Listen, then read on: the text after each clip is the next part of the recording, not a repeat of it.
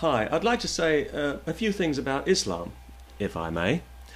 Now, here in the UK, religion was always pretty dormant until Muslims came along and started burning books and passing death sentences and generally demanding special treatment for no good reason. But they've shown everybody else what can be achieved by bullying and intimidation. So now every crackpot in the country feels entitled to respect for their precious beliefs. Beliefs often lifted wholesale from the ramblings of some ancient desert nomad with a psychological disorder.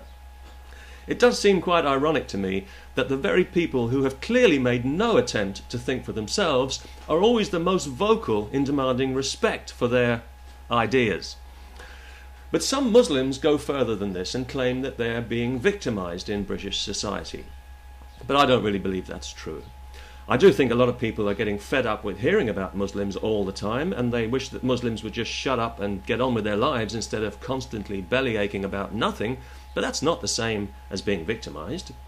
But because we live in a liberal democracy and therefore have certain double standards to maintain, any criticism of Islam or of Muslims always draws the immediate accusation of Islamophobia, a dishonest word which seeks to portray legitimate comment as some kind of hate crime, when the truth is that Islam has a chip on its shoulder the size of a mosque, and it looks to take offence at every opportunity. Some Muslims, it seems, are almost permanently offended about something or other, and yet you never hear a peep out of any of these people when some young Muslim girl is murdered for bringing dishonour upon her insane family. Suddenly, everyone's looking at the floor then. They keep telling us that Islam is a religion of peace, but all the evidence points to a religion of war. Its holy book urges Muslims to conquer the world and subjugate everyone to the rule of God. If Islam had its way, elections would become a thing of the past, and the rest of us would be living in the past for the foreseeable future. And some people are very keen to bring this situation about, especially the loud-mouthed, rabble-rousing Islamic clerics who we always hear praising the suicide bombers as glorious martyrs. And yet, curiously, you never hear about any of these enthusiasts blowing themselves up for the glory of God. They're always very keen to delegate that particular honour. Despite the guarantee of all those luscious virgins waiting for them in heaven, these guys are so selfless that they can always find somebody more deserving. Now, of course, the whole 72 virgins scenario has become something of a comedy staple, and with good reason. But it does have one serious problem, and that is that the virgins are likely to be good, wholesome Islamic virgins because there won't be any infidel riffraff in heaven. So, presumably they'll have brothers and cousins and uncles who are all determined to defend their honour by killing anyone who makes eye contact with them. They haven't really thought this whole thing through, it seems to me. For this, they blow themselves up.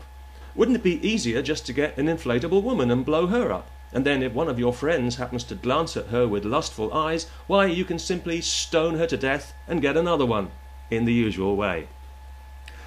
Also, I think Muslim women in Britain who cover their faces are mentally ill. Now, I realise that in some parts of the world women don't actually have any choice in this matter, governed as they are by primitive pigs whose only achievement in life is to be born with a penis in one hand and a Quran in the other.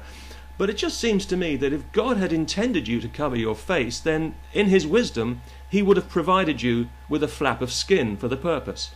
Of course, if it gave you any sexual pleasure, it would have to be removed. That goes without saying. But I don't want to be too hard on Islam here, for two reasons. Firstly, because I don't want to be murdered by some hysterical, self-righteous, carpet-chewing, book-burning muppet with shit for brains. And secondly, I think we do need to make allowances for Islam, because we have to remember that it is quite a young religion. So maybe right now it's just going through a difficult age. A little headstrong, full of itself, thinks it knows all the answers, but I'm sure it'll learn. I think years from now, a lot of intelligent Muslims will be looking back on all this medievalism and jihad nonsense with embarrassment and shame, like the Germans do with the Nazis. And maybe then we can all have a good laugh about it. But in the meantime, I think that any religion that demands earthly vengeance and retribution for any reason is not really a religion at all, but an illness, and should be treated as such.